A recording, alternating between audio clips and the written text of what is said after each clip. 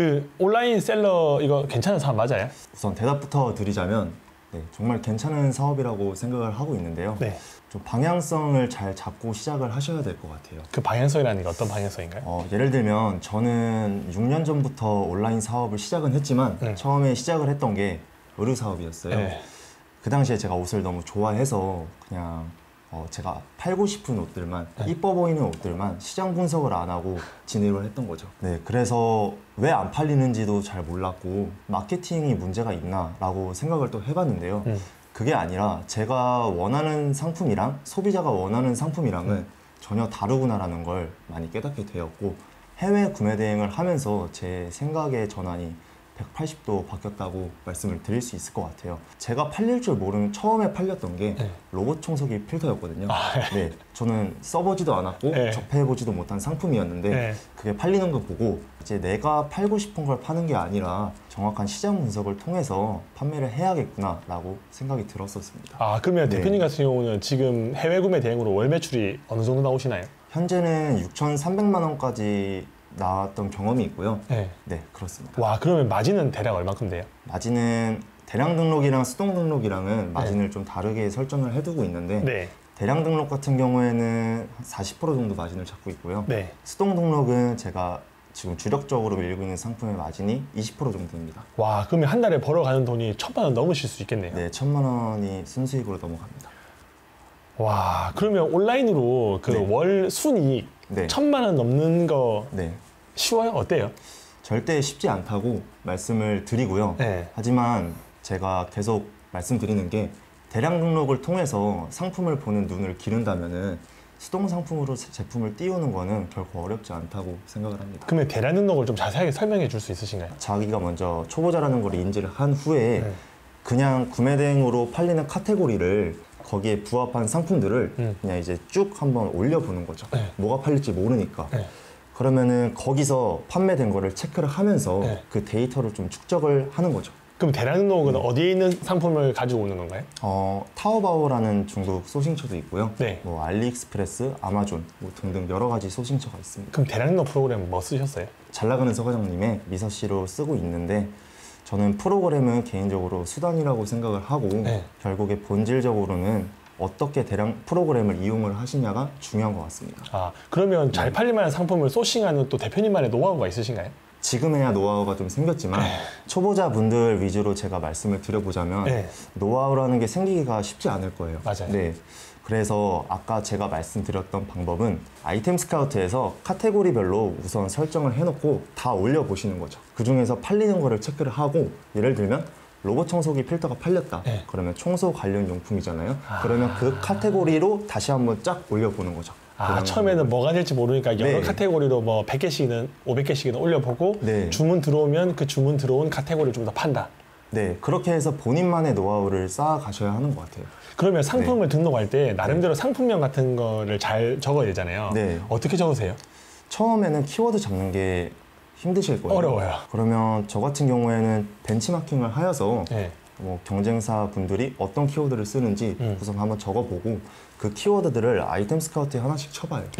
그러고 이 키워드가 좀 제 판단 기준에서 괜찮다 싶으면은 집어넣는 경우도 있고, 보통 대형 키워드랑 중형 키워드, 소형 키워드 다 섞어서 제목을 배치해 주시는 게 좋은 것 같아요. 그러면 대표님 같은 경우는 어디 마켓의 매출이 가장 높으신 편이신가요? 저는 쿠팡이랑 스마트 스토어가 많지만 스마트 스토어 비중이 조금 더 높은 것 같습니다. 그러니까 대량 등록을 하게 되면 뭐 지재권이나 뭐 이슈 있는 것들이 많다고 들었는데 이런 좀 문제는 없나요? 요즘에 좀 제재가 좀 심해진 것 같더라고요. 맞아요. 그래서 요즘에는 제가 상품을 올리더라도 이게 문제가 없는지, 뭐 예를 들면 키프리스를 통해서 상표권 확인도 가능하잖아요. 그럼 디자인권이란 상표권에 문제가 없는 상품인지 확인을 하면서 키워드를 자꾸 올리고 있고요. 예를 들어서 어떤 상품을 올렸을 때 올리면 안 되는 게 끼어 있는 경우도 있잖아요. 있겠죠. 그래서 대량 등록을 원래는 그렇게 확인을 안 하고 예전 같은 경우에는 다 올렸다면은 이제는 좀 확인하는 습관을 좀 기르면서 조금 더 안전하게 하려고 노력하고 있습니다. 이것도 어떻게 보면 좀 당해보고 해봐야지 이제 스킬이 늘 수밖에 없는 부분이죠. 맞아요. 그냥 100% 처음부터 막는 거는 거의 불가능할 것 같아요. 네, 맞아요. 그리고 해외 구매 대행으로 그래도 월 매출 6천만 원이면 어느 정도 궤도는 오르신 것 같은데 해외 구매 대행에서 가장 중요한 게 뭐라고 생각하시나요? 제가 보기에 해외 구매 대행으로 중요한 거는 저는 대량 등록과 수동 등록을 필수로 하셔야 된다고 생각을 합니다. 왜요? 왜냐하면 경험치가 없는 상태에서 수동 상품을 돈을 들이면서 띄우려고 한다면은 실패 확률이 좀 크다고 생각을 하거든요.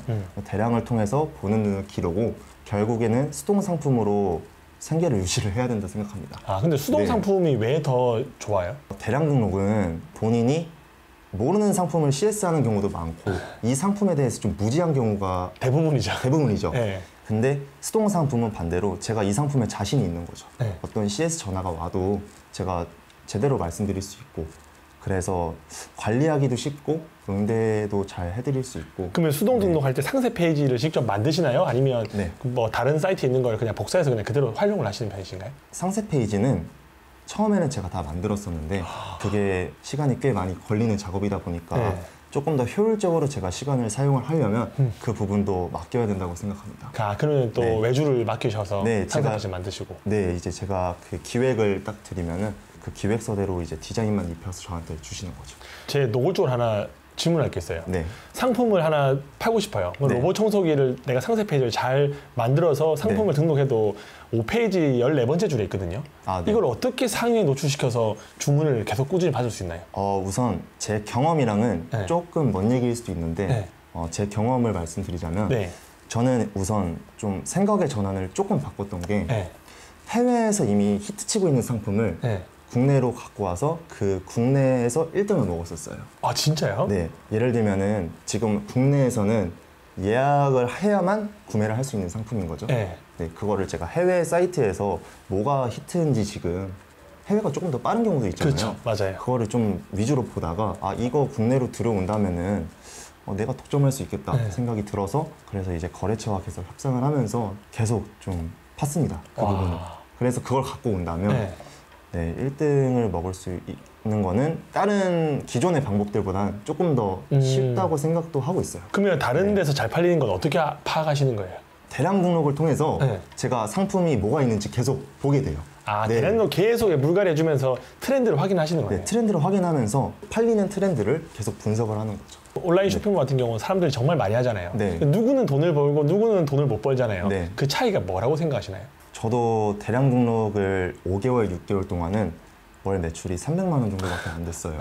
근데 그 과정이 너무나 지루하고 발전이 없는 것 같고 그러면서 거기서 포기하시는 분들이 굉장히 많은 것 같은데 그럴 때마다 본인만의 길을 갈팡질팡하는 게 아니라 확고하게 정하신 다음에 좀 계단 설립을 확실히 하고 자기의 방향성을 좀 확신해 갖고 믿어야 돼요. 근데 매출이 계속 300만 원, 400만 원 이렇게 나오고 순이익이 3, 40만 원이면 이게 제대로 가고 있는지 확신이 잘 안 들 것 같기도 하거든요. 저는 대량 등록으로만은 매출을 크게 못 낸다고 생각하는 사람이고 대량 등록을 하면서 매출이 안 나실 수 있어요. 거기에 좌절하지 마시고 그거를 계속 분석을 하고 데이터를 쌓으셔야 해요. 그래서 5개월, 6개월 동안 어느 정도 자기가 상품을 보는 눈이 좀 생겼다 생각이 드는 시점에 테스트를 수동 등록으로 계속 뿌려보는 거죠. 그러니까 대량 등록은 어떻게 보면 그냥 여러 낚싯대 설치하는 거고 실제 돈을 버는 건 수동 등록이네요.